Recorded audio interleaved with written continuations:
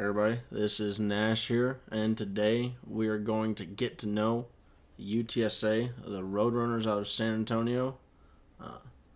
Jeff Traylor, the former assistant coach out of Texas, is now the head coach for UTSA. This should be a kind of a fun video to do. He's got the team looking good. They had a good year last year, 12-2. We'll see how they do.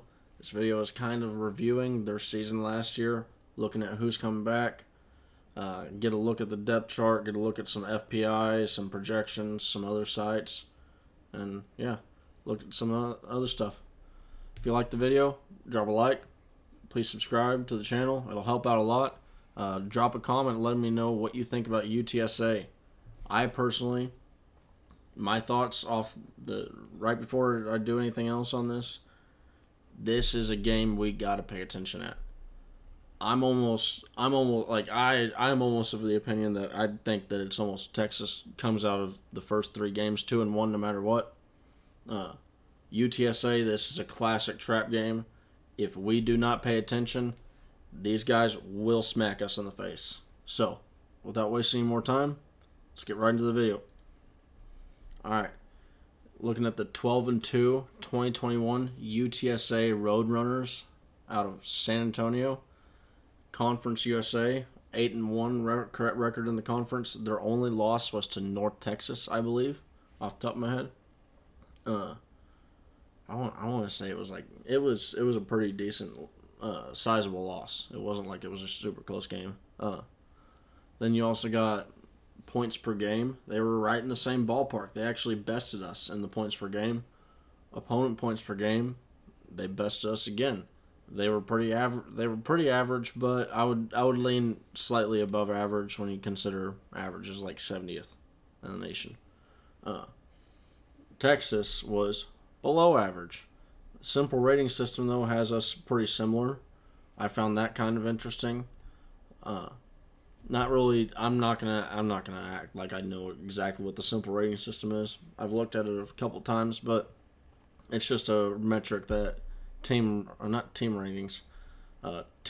Sports Reference uses. So they had us kind of similar last year. I thought it was just kind of interesting.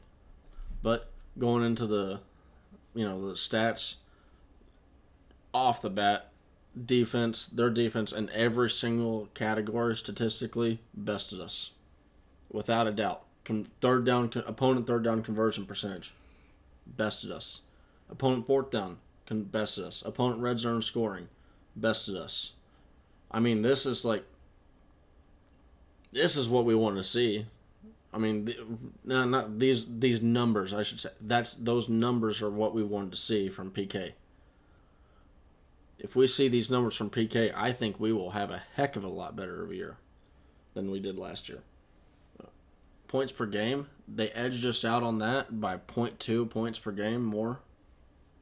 And then on yards per game, they finished a little bit higher than us. But when you look at a per play metric, we bested them on both those metrics. Third down conversion percentage, we were a little bit better, not that much. Fourth down conversion percentage, they were a little bit better, not that much. But and also when you look at how many times people go, they could have gone forward and fourth down like 5 times. So who knows exactly, but at the same time, they did beat us in the number. Red zone scoring, we did score frequently when we get in the red zone. We just need to stop teams from scoring when they get in the red zone. That was a big issue for Texas. All right, here is looking at their kind of going deeper into their stats.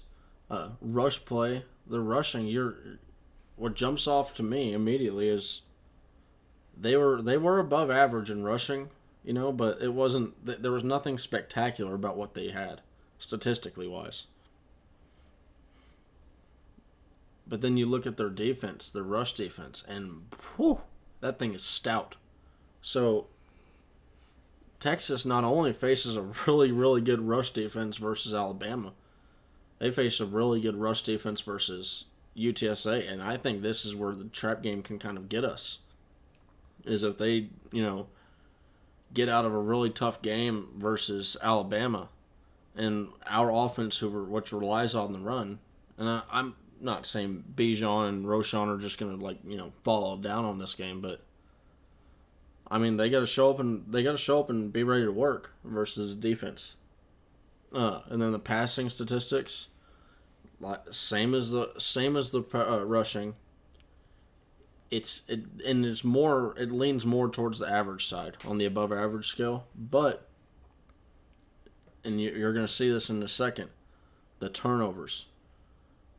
They did not throw a lot of interceptions, and they got their quarterback back. And they also did not let their quarterback get sacked a lot. So this will be a game where we kind of, hey, let's see what this defensive line, if there's any improvement versus after Alabama, see how they do. Because you'll see in a second as well, they're getting a lot of offensive linemen back. They're getting a lot of snaps back on that offensive line. UTSA, the defense, pass defense, average leaning on below average. And a lot of the stats. They sacked the opponent's quarterback at a decent rate, but it was an above average rate per the NCAA. But when you compare it against Texas, yeah, that 4.81 sack percentage. Let's get that thing up, please.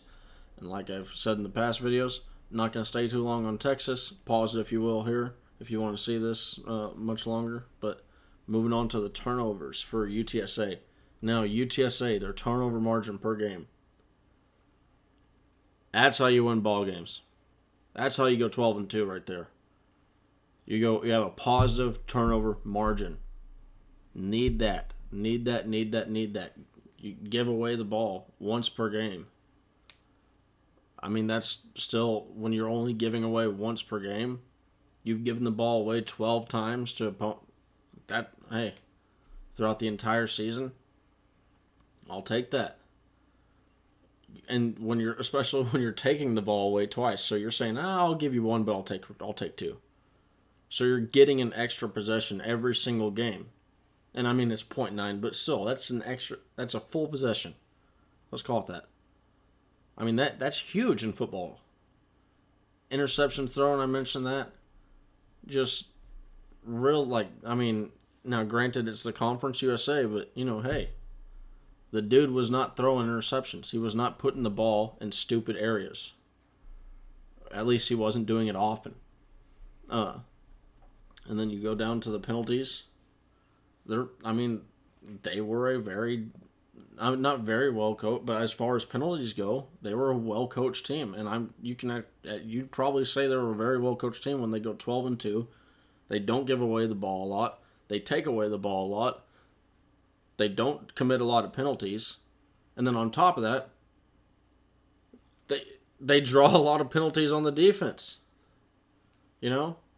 Opponent penalties per play, top of the nation. Opponent penalties per game, top of the nation. So when you're getting the opponent to make a lot of mistakes, but you yourself, you're not making a lot of mistakes, yeah, that's where the turnovers come from. And that's also how you win ball games. Look at Texas's stuff. Just look at the numbers. It's the opposite side of the coin, not penalties per play. Penalties per play, I will say, that was a nice sight to see when you're not having, a critical third down play get called back because a wide receiver is 1 yard down the field too far. And it's just those are clear mental errors that need to be fixed. Now, we didn't have that much last year, so that was a positive sign. But let's keep it trending keep going on that direction, especially with these younger guys, because we are probably going to see it either stay in the ballpark or get a little bit worse. We are starting a ton of young offensive linemen. There's literally a chance that 4 of the 5 offensive linemen are freshmen. Going into this game especially. Like true freshmen. So, not a lot of true experience there. But here's the depth chart for UTSA. Here's the full depth chart, and as always, if you are having trouble seeing that, sorry kickers, here you go. You can pause it right here and get a better look at their depth chart. Kind of get to know the names. This is weeks out, so you could either have completely different names on the first string. This could not be, even if it's not accurate. Guys could be injured. There's a lot of things that could happen in just a few weeks to make this change. Like, for example, Isaiah Nayor was in the first string for Texas. He's not anymore. So let's look at the returning snaps from this depth chart. And as always, we're going to go with the top 30 players. So you're just going to have your top 30 guys. It's basically you have your top 11 starters that are out there. Then you have your rotational backups. And then you got a handful more at just various different positions. But when you start to get down to the 30 number, you see this 27 snaps, 20 snaps. I mean, it starts to really get pretty insignificant numbers of snaps. But nevertheless, on the offense side, you have 3,687 snaps total returning. When you divide that by 30 on a per player basis, every player averages to 122 snaps per player. Now, when you look at the offensive line, 2,629 of those snaps of the 3,687 are on the offensive line. They are averaging 525.8 snaps per player. They're getting their center back. They're getting their guard back. They're getting their tackle back. And yes, it does look like there are guards and tackles that are leaving. No. Those guys were playing when these other guys, who are the starters, weren't playing. Kevin Davis, Demetrius Allen. I mean, these guys are the starters, so they got their starting offensive line back. This is going to be a good test versus our defensive line. Can we get pressure on the quarterback, who also was there last year? Seemed to play every snap almost. I mean, maybe 20. There's 20 snaps he didn't play. Let's say that. Then Then you go to the defense. Sorry, misspoke. The defense is where we kind of get a bone thrown towards us. They only have 252 snaps returning when you consider all the guys that are leaving. So, and I should have mentioned that when you're looking at the returning snaps, it's not the number of returning snaps, it's the number of returning snaps subtracted from the number of leaving snaps. So, we're seeing how much experience left compared to this year. And you see on the defense a lot of experience left. That's a pretty flat number. You're averaging 8.4 snaps per returning guy. All right, so let's go to the FPI now. And here you see them at a 7.6% chance to win the game. I would say if we somehow find a way to beat Bama, that number goes a lot higher. But FPI has them at a 72.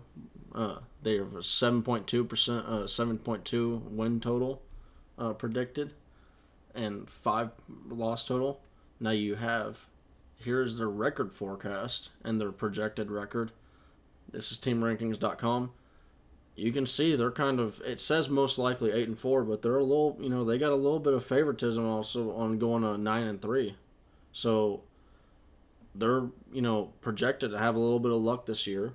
A miracle season for them would be 11-1. So far, when I've looked at these record forecasts, I haven't seen anything that really jumps off the screen to me that says, hey, these are hot garbage. I mean, look at Texas. I think miracle season 10-2. Yeah. Good luck 9-3. Most likely 7-5. Bad luck 6-6. Meltdown 4-8. And also, as we conclude this video, it just reiterates my belief that we need to pay attention to UTSA. This is the classic game. I mean, by all means, it's a team like ULM. We should beat them. I mean, they've only existed since 2011. I did some math earlier. We're barely a better program than them overall since 2011, and that's a problem.